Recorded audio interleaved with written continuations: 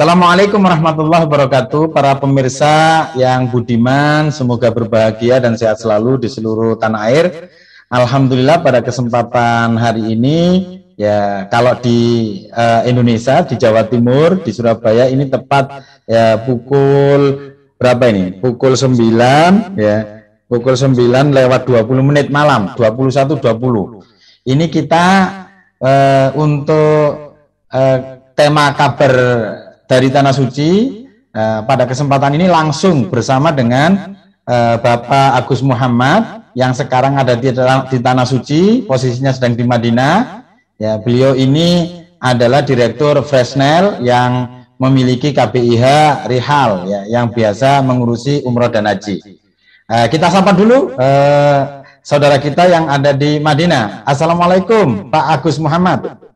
Waalaikumsalam warahmatullahi wabarakatuh. Alhamdulillah sehat nggih? Alhamdulillah sehat. Alhamdulillah. Nah, ini kita pengen tanya-tanya ini Pak Agus. Kira-kira ini ceritanya gimana kok Pak Agus Muhammad ini sudah ada di Tanah Suci? Terus ya, jadi monggo. Iya, ini saya sedang di halaman Masjid Nabawi ya. Ini sambil menunggu maghrib. Di sini jam 5. Ya. Ini saya lihat ini suasana Masjid Nabawi. Nah. Ya. Iya. Sepi ya Pak Agus Muhammad ya? Ya, sepi. Tidak ramai karena memang jamaah masih belum banyak ya.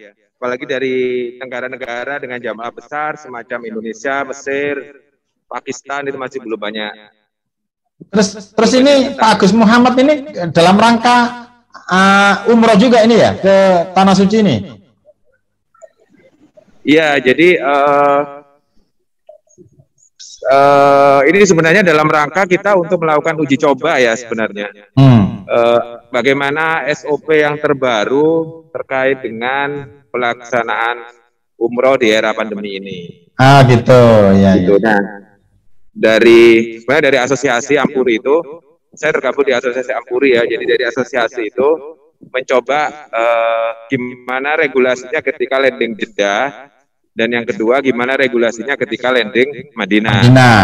Oke. Karena terkait dengan aturan karantina, ya seperti itu kan? Ya. Ada aturan karantina dan sebagainya. Nah, termasuk juga setelah itu SOP-SOP-nya terkait dengan vaksin, terkait dengan aturan masuk ke Masjid Nabawi. Kalau di Indonesia ada Peduli Lindungi gitu kan, gampang kan? Betul. Nah, di sini ada aplikasi yang namanya Tawakalna. Semacam Peduli Lindungi gitu ya. Nah, yang seperti itu kan harus dicoba. Supaya nanti ketika jamaah mau berangkat umroh, itu dari pengelola kita sudah tahu gitu. Sudah pernah mencoba gitu kan, sehingga tidak mengalami kesulitan lagi. Pak Agus, gitu. Pak Agus, ini kan kemarin Pak Agus landingnya di Madinah ya? Ya. Nah, itu gimana waktu landing? Langsung di karantina atau gimana itu? Nah, ini juga alhamdulillah, jadi kita menemukan SOP yang berbeda ya. Ini menarik ini ya. Jadi kita menemukan SOP yang berbeda antara yang landing di Jeddah dengan yang landing di Madinah. Oh gitu. Gitu ya. Jadi uji coba itu sebenarnya sudah ada 2 rombongan tanggal 23 Desember dan 30 Desember. Itu ini berarti rombongan kedua ini ya, Pak Agus, rombongan kedua ya? Yang ketiga. Ketiga. Oh iya. Nah, yang tanggal 23 Desember itu landing Jeddah dengan Saudia, tanggal 30 Desember itu juga dengan Saudia. Itu landing Jeddah itu mengharuskan karantina 5 hari. Jadi semuanya tidak peduli vaksin Sinovac ataupun non Sinovac, semuanya karantina 5 hari dan karantinanya di Jeddah. Oh gitu. Nggak bisa di Madinah, karantinanya harus di Jeddah. Nah, hotel karantinanya itu harus pesan ke airline, gitu ya, pesawat ya. Nah, setelah karantina 5 hari, jadi karantina itu akan mengharuskan jamaah di swab ketika pertama kali datang. Ya, kemudian ketika hari keempat atau hari kelima di swab lagi, kalau negatif baru kemudian keluar dari karantina. Semua rombongan Indonesia alhamdulillah tidak ada yang kasus positif ya ketika sampai di Tanah Suci. Alhamdulillah semuanya negatif karena sebelum berangkat itu memang di swab dulu. Ya. Ketika negatif baru bisa berangkat. Nah, yang menarik itu mengikuti aturan yang diterapkan oleh Kementerian Perhubungan. Kementerian Perhubungan di Saudi itu namanya Gajah. Nah, yang menarik ketika kita sampai di Madinah itu aturan yang dipakai sepertinya itu mengikuti ketentuan dari Kementerian Haji. Kementerian Haji itu mensyaratkan kalau yang vaksinnya Sinovac itu harus karantina 3 hari 2 malam. Kalau yang vaksinnya bukan Sinovac itu bisa langsung. Kalau Sinovac pakai booster lagi nggak? Pakai booster? Kalau Sinovac? Enggak. Asal 2 kali Sinovac itu karantinanya 3 hari 2 malam. Jadi yang sekarang yang saya alami di Madinah itu teman-teman yang vaksinnya Sinovac itu harus karantina dulu 2 malam. Di swab sekali saja, gitu ya. Kalau terbukti negatif, maka di hari ketiga dia sudah bisa keluar. Alhamdulillah sekarang sudah keluar semua hari ini. Nah, sementara ya saya yang vaksinnya non Sinovac, kemarin pakai AZ, nggak pakai karantina. Gitu. Jadi begitu datang langsung. Nah, untuk menunjukkan bahwa kita sudah bisa keluar masuk masjid karena aplikasi Peduli Lindungi belum diinstal. Nggak connect ya? Dari pihak travel yang di sini ya, muasasa itu memberikan gelang seperti ini gelangnya, saya kasih tahu. Kelihatan ya? Nah, kelihatan. Ya. Jadi kayak gelang haji gitu ya. Ini berarti ini bisa kita gunakan untuk masuk ke Masjid Nabawi karena menunjukkan ini. Pak Gus, ini uji coba, berarti ini yang menyelenggarakan pemerintah ini ya. Jadi kemudian setelah ini harapannya nanti ada regulasi yang lebih jelas sehingga bisa mulai berangkat pemberangkatan umroh dari tanah air gitu ya. Ini bukan pemerintah, ini semuanya dari asosiasi ya, asosiasi ya. Mengadakan uji coba dan kemudian mengajak semua teman-teman travel yang ingin mencoba itu bisa berangkat tanggal sekian gitu, kira-kira begitu. Gitu. Jadi ini dikoordinasi oleh asosiasi. Berarti durasi umrohnya kalau misalnya kita lakukan setelah ini kemungkinan besarnya harinya nggak bisa seperti dulu ya. Kalau 7 hari sudah cukup, ini mungkin nggak cukup karena ada karantina. Oh ya, karena memang harus ada yang karantina juga. Jadi akhirnya kita bikin sepertinya nanti kita akan bikin trip umroh itu ya, hampir semua travel akan bikin trip umroh itu ketika di Madinah itu dibikin 5 hari.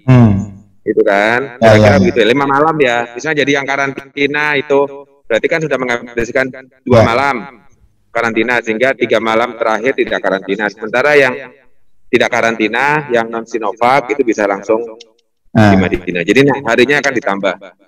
Gitu. Jadi prinsipnya Sinovac juga bisa masuk, tetapi ada perlakuan yang tadi ya perlu screening dengan karantina itu ya. Ya, karantina 2 malam, 3 hari 2 malam. Dan di swab sekali saja. Ya. Mungkin ada pesan-pesan untuk teman-teman atau kita yang ada di tanah air, Pak Gus. Ya, kalau misalnya teman-teman yang di tanah air jika ada rencana untuk ke tanah suci gitu ya, maka segera saja jika ada kesempatan segera aja diambil karena memang kita tidak tahu ya apakah dibuka terus gitu ya. Nah, apa yang terjadi? Apa yang dibuka terus? Apa yang terjadi 1 bulan, 2 bulan, 3 tahun, 1 tahun yang akan datang kan kita nggak tahu ya. Jadi kalau memang ada kesempatan, ada rezeki waktu, ada rezeki dana, segera saja dicoba berangkat. Karena memang tiap negara punya regulasi yang berbeda-beda. Malaysia misalnya, Malaysia itu sejak Oktober sudah dibuka sebenarnya umroh ke tanah suci ya. Tapi kemudian pemerintah Malaysia itu mulai 8 Januari melarang orang Malaysia untuk umroh gitu dengan alasan pertimbangan COVID. Pada saat Indonesia sedang mencoba untuk membuka keberangkatan. Nah kayak gitu-gitu ya, kita nggak tahu kan. Ya kalau ada kesempatan diambil aja segera kesempatan itu. Ya, baik Pak Gus, mohon doanya, kita didoakan ya untuk bisa segera nyusul. Amin, mudah-mudahan semua pemirsa bisa dimudahkan oleh Allah Subhanahu wa taala untuk segera bisa ke tanah suci, baik umroh maupun haji. Karena yang umroh ini itu mungkin menjadi yang tahun ini ya itu menjadi uji coba yang cukup penting terkait dengan kemungkinan dibuka atau tidaknya haji. Tahun depan. Ya. Gitu. Nah, umroh di masa pandemi ini memang banyak aturannya, banyak ada harus pakai masker dan seterusnya. Tetapi nikmat gitu, sepi banget masjid itu sepi, auto nggak desek-desekan gitu. Iya. Apalagi soalnya social distancing masih pakai jarak kan. Iya. Jadi benar -benar ternyata sekarang pakai social distancing lagi ya, kan sempat kemarin. Iya, betul. Sempat kemarin enggak kan gitu ya. Ini perlu diketahui juga oleh pemirsa di Indonesia nih, di tanah air kan gitu. Iya. Nah, baik Pak Agus, saya pikir Pak Agus kan hari ini hari kedua ya, hari ketiga ya. Hari ketiga ya. Nah, kita nanti akan sambung lagi para pemirsa ya, info-info berkaitan dengan kabar terkini dari Tanah Suci, baik nanti ketika beliau masih di Madinah atau sudah di Tanah Suci. Ya, terutama nanti kita di di Masjidil Haram ya. Nanti kita mungkin perlu kabar langsung dari beliau. Demikian Pak Agus, terima kasih ya atas waktunya. Ya, sama-sama. Mudah-mudahan lancar.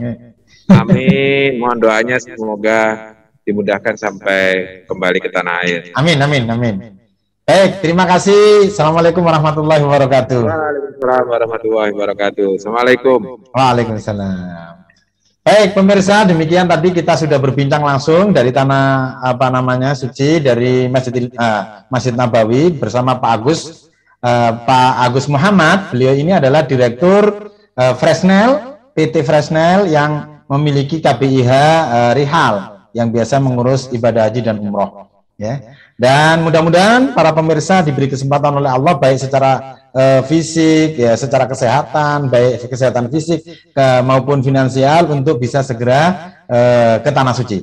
Amin, Allahumma amin. Terima kasih atas perhatiannya. Mohon maaf bila ada yang salah. Assalamualaikum warahmatullahi wabarakatuh. Sehat selalu.